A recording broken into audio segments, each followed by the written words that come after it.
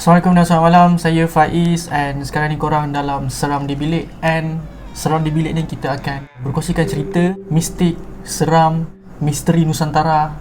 Dan juga kalau anda juga mempunyai cerita yang korang nak share, korang boleh komen dekat bawah ataupun DM je. So kita boleh sama-sama bacakan korang punya cerita. So malam ni saya tak seorang-seorang, saya bersama Alif dan juga Assalamualaikum. dan juga Wina. Hai. So dengan hashtag Asrama, so kita orang akan ceritakan tentang cerita seram dekat tempat kita orang belajar. Okay, cerita yang aku nak kongsi ni, masa ni aku study dekat UiTM Lendu. Okay, UiTM Lendu kan dulu, masa dulu UiTM Lendu famous dengan hashtag Pray for UiTM Lendu tau, tahun 2012 macam tu. So masa tu aku SEM 1 Part 1. So ada 3 zone dekat UiTM tu, 3 zone college asrama, zone A, zone B, zone C. So aku duduk dekat zone C. Zone C ni orang kata zone yang college-college baru lah. So bila tempat-tempat baru ni, orang kata tempat-tempat ni tempat ada yang bekas-bekas dulu, ada orang yang still tinggal kat situ. So ada satu malam ni aku nak tidur, bilik aku tu 3 orang. Nak tidur, katil dah berdeka, bawah 2 orang, atas seorang. Aku lah duduk katil atas tu. So tu waktu nak tidur tu, aku dengar bunyi loceng, ting ting kling kling kling, betul-betul dekat sebelah telinga. Uish. Pasal kan, kalau kau nak tahu, kalau bunyi tu slow, maknanya benda tu dekat. Kalau bunyi tu kuat, maknanya benda tu jauh. And aku dengar benda tu slow, betul-betul kat sebelah telinga. Masa ni dia dekat. So, masa tu aku tak tahulah dekat ke jauh kan. Tapi bila aku dah tahu ya, kalau selalu tu dekat, so that means dia ada dalam bilik, something like that. So aku pun macam, maybe ni bunyi dekat luar, so dia masuk dalam bilik kan, so aku terdengar kan. So aku macam, so lepas tu aku rasa aku nak buang air. So aku masa aku buka pintu tu je, angin menderu tau. Kebetulan bilik aku ni dia menghadap hutan tau. Dia tak ada dinding. Bila buka pintu dia tak ada dinding, dia terus menghadap semak hutan semua. So angin menderu. So aku macam, oh tak apalah ni, maybe angin malam kan. So tapi pelik, angin tu sekali je tau. So aku macam whatever, aku pergi toilet. So toilet ni, aku di bilik aku kat tingkat 4. So toilet ni, aku masuk toilet. Masa aku masuk je toilet tu, sebelum tu toilet tu dia macam ada 2 bahagian. Bahagian pertama is bahagian shower, bahagian kedua is bahagian cubicle. So aku masuk je, dekat bahagian cubicle tu ada satu lembaga. Dia lembaga yang macam menunduk tengah menyintai jeling aku. Macam mana tu? Dia jalan macam mana? Dia macam ni tau. Uish. Oi, seram. Lama ke depan situ. Aku mula-mula, kan kita masuk toilet, kita tak fikir apa kan, kau masuk je. Lepas bila aku tengok tu, kau faham tak? Bila kau nak, okay, situasi dia contoh macam kau dekat tengah jalan and kereta nak langgar, kau mesti macam terpaku kan. So aku situasi ni macam aku terpaku, and then lepas after few second aku terus keluar. Memang tak ada lah rasa nak buang ke, memang tak ada, hilang. So aku masuk bilik, dah rasa macam okay lah, maybe tu satu experience yang macam okay, that's it, aku tak kacau kau, kau tak kacau aku, macam tu.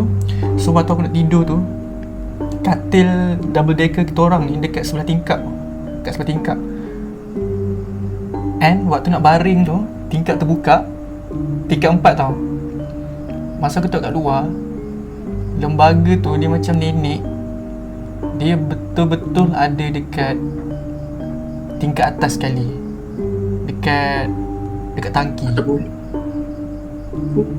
Nenek yang tadi? Nenek yang dalam bilik air tu. So dia ulang alik. Bila aku tengok je, dia berhenti.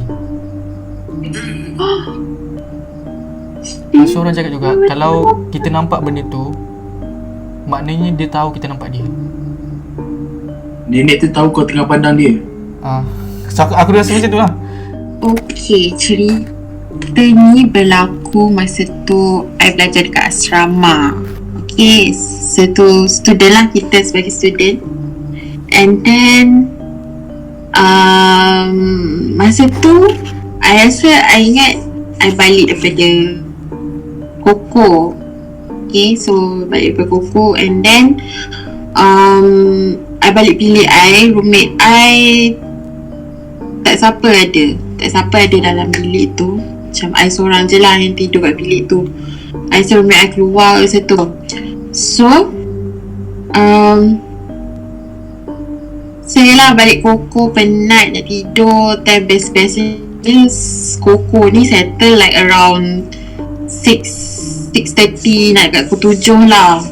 So masa tu I rasa kita orang diberi lepas awal.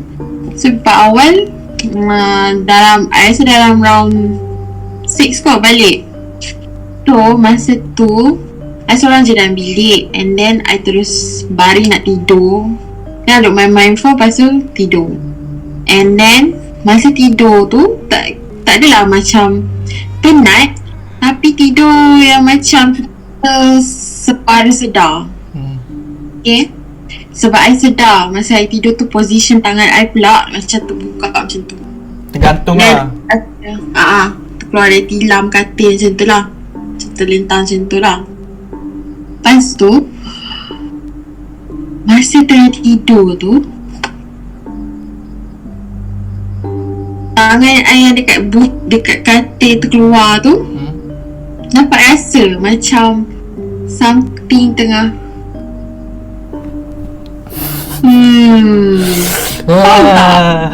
Kucing kot.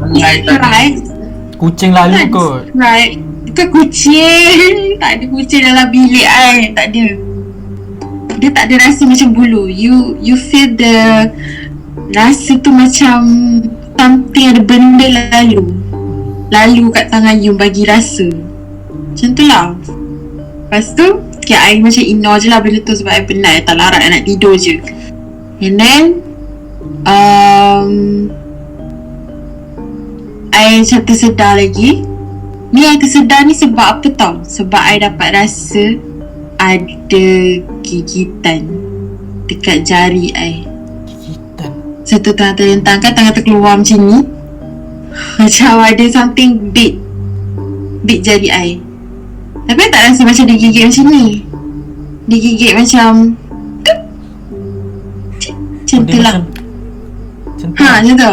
Macam tu. So I dapat rasa tau gigitan tu.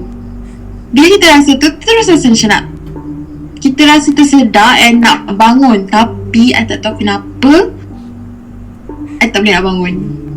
I rasa macam I dah rasa dah ada something gigit ni, tapi nak bangun tu macam kenapa aku tak boleh bangun ni? Dalam otak I fikir, kenapa I tak boleh bangun ni? Macam I duduk baring macam tak, at the same time macam ada realize lah, I kena hempap ke sebab tak boleh bangun ni. Tapi I macam ignore sebab I dah penat, ngantuk, I mamai gila.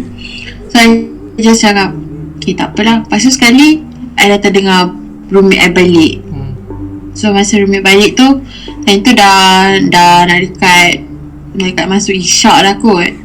So sedar tu dia tengah bising-bising tu, I pun bangun lah. Time tu dah perasan dah boleh bangun.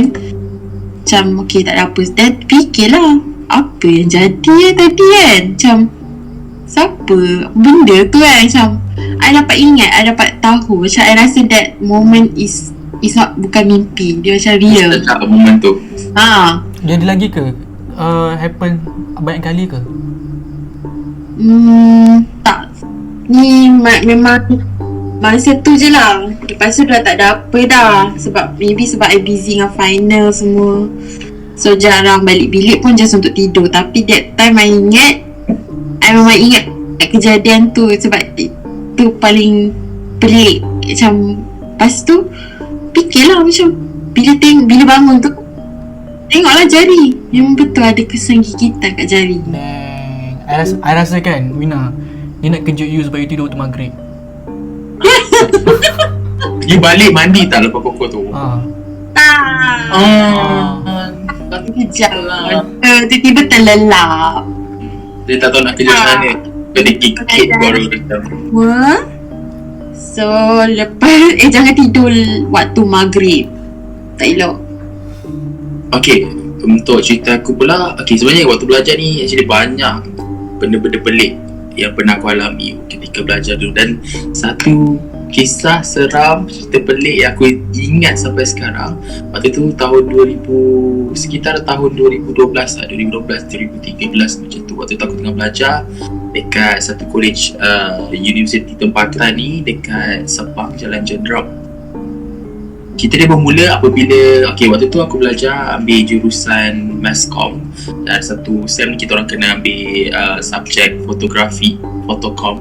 So dalam satu subjek ni, apabila dapat assignment, individu assignment, kita orang kena tangkap gambar 7 jenis gambar yang perlu kita settlekan lah masa assignment tu. So salah satu style ataupun jenis gambar yang kita orang kena tangkap tu adalah low shutter speed. Silap yang untuk capture light dalam keadaan gelap, so that korang boleh capture movement light tu lah.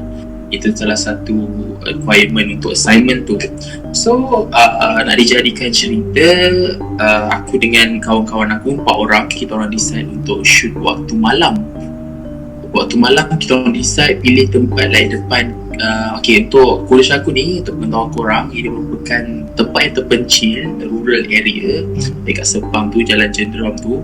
Dia bangunan dia adalah bangunan kedai, so agak lama kat bangunan tu. So depan dia pun ada bangunan kedai juga, tapi bangunan kedai tu dah lama abandoned, maksudnya dah terbengkalai lah, tak ada orang duduk lah. And then kita orang decide buat assignment hari malam tu. So kita orang gerak dalam pukul 8 lebih lepas maghrib macam tu. Situasi dia, bangunan tu, keadaan dia ada 2 blok bangunan, and dia ada lorong tengah-tengah. So lorong tengah-tengah tu depannya ada padang. So menghadap fakulti ataupun kampus kita adalah 2 bangunan kedai itulah. Dan nak jadikan untuk bagi korang clear lagi, keadaan dekat lorong tu memang sangat gelap. Sangat gelap sebab dia memang tak ada lampu, sebab bangunan tu dah lama terbengkalai. So tak ada lampu, even kat padang yang aku cakap tu pun memang tak ada lampu, memang gelap gelita.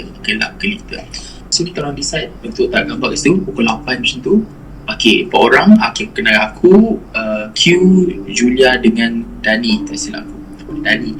So kita orang nak gambar, okay, my part, aku punya part dah settle, Dani punya part dah settle, tak gambar, Q pun dah settle, Julia je belum tak settle.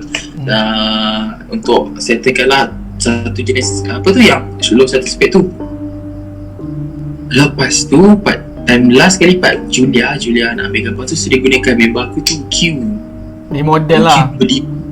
Jadi model subjek dan objek untuk gambar tu lah. Lepas tu Q berdiri dekat satu sudut ni. Okay, kita orang semua like berdiri kat area sama lah. Kumpulan yang kecil dekat area tengah-tengah lorong tu. Sebelum Julia tak gambar tu, aku dah perasan, aku dengar something dekat lorong tengah tu. Dia actually lalang tau, banyak lalang tinggi. Bangunan tu terbiar kan. Aku dah dengar bunyi lalang tau. Lalang tu macam ada orang lalu kat lalang tu, sebunyi lalang tu bergerak. Anjing lalu dalam semak. Aku tak sure sebab dalam tu gelap. Aku fikir first anjing, tapi tak bunyi. Macam mana senyap je. Dan bunyi macam sup macam ada orang lalu kat lalang tu. Macam standard orang lalu, lepas tu pijak lalang tu dia bunyi lalu macam dia lalu dekat pass by lalang tu. Macam tu. Lepas tu tak apa, aku cakap tak apa, aku tak beritahu member aku yang lain, aku dengar bunyi tu. Okay, mungkin anjing ke apa macam Wina cakap, tapi tak tahu, tak sure lagi apa benda tu. Lepas tu waktu tu Julia dah tangkap gambar kan, low shutter speed kau kena tekan lama so that dia boleh capture light yang kita gerak tu kan. So kita pun gerakkan light tu, tak gambar. Lepas tu Julia preview kat situ juga, nak tengok jadi ke tak. Once Julia dah tengok balik gambar tu yang dia tangkap, tiba-tiba Julia cakap kat kita orang 3 orang ni, guys jom gerak. Aku kat situ macam mahal nak gerak, awal lagi ni kan saya nak gerak. Macam like kau punya dah perfect ke untuk kau punya gambar tak perfect untuk gerak kan. Dia kata jom je. dia like macam kita tak tanya banyak lah time tu sebab dia pun macam serius gila nak ajak gerak. Kita gerak, kita orang gerak daripada lorong tu. Dalam hati aku macam kenapa gerak nak tanya tapi takut juga nak tanya time tu. Tak apa, kita orang gerak. Kita berkumpul like depan pintu kampus kriptografi tu pagar tu. Time tu kat situ dah cerah lah sebab dah ramai orang kat situ, dah student tu. So dia ramai kat situ. Lepas tu Julia tanya, korang tahu tak apa aku tangkap? Kita cakap, apa yang kau tangkap? Lepas tu dia tunjuk kamera. Dalam gambar yang tangkap Q tu, ada satu makhluk tengah berdiri sebelah Q. Kita orang time tu macam, daripada tak rasa apa-apa ni, terus merembang satu badan. Memang takut gila, sejuk gila satu badan. Aku cakap, weh, serius lah. Lepas tu aku try nak connectkan balik, relatekan balik. Adakah benda bunyi lalang semak tu berdatang daripada makhluk yang datang pinter frame gambar Q tadi? Itu dah jadi satu tanda tanya malam tu. Memang kita macam, okay tak apa, kita decide nak delete ke tak nak, just tak apalah, simpan dulu. Cerita dia esok je bila Julia tu dah masukkan gambar dalam laptop dan edit, dah masuk editing, dia naikkan brightness, kita orang nampak satu makhluk. Dia macam nenek tau, nenek tua yang tengah pakai kain batik selikut dekat kepala. Baju dia kotor, baju putih, and dia pendek satu membaras dengan Q. Bila dah ada orang naikkan brightness tu, kita boleh nampak muka nenek tu bodoh gila. Dia tak jelas tapi nampak memang bodoh. Baju dia kotor and mata dia merah, berdiri sebelah Q. Like gambar tu tak adalah viral, kita orang viral kan, cuma kita cerita-cerita kat member lah. Lepas dia kejadian tu, ramai banyak dengar, kita dengar cerita, oh korang tahu tak, tempat korang tak gambar tu, itulah favourite spot nenek tu. Nenek tu terbang kulu kilir dekat area situ. So terbang itu adalah tempat laluan dia. Adakah kita orang salah ambil gambar? I mean, kita kacau dia atau dia pelik kita orang pada kat situ? Apa?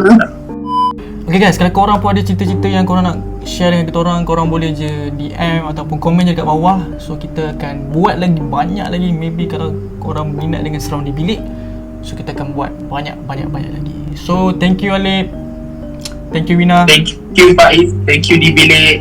Jangan lupa untuk follow semua social media di bilik. Kita ada Facebook, Twitter, Instagram dan juga YouTube. Dan juga jangan lupa untuk follow social media Alip dan juga Wina. Okay, so kita jumpa lagi in the next one. Bye bye. Assalamualaikum. Bye-bye.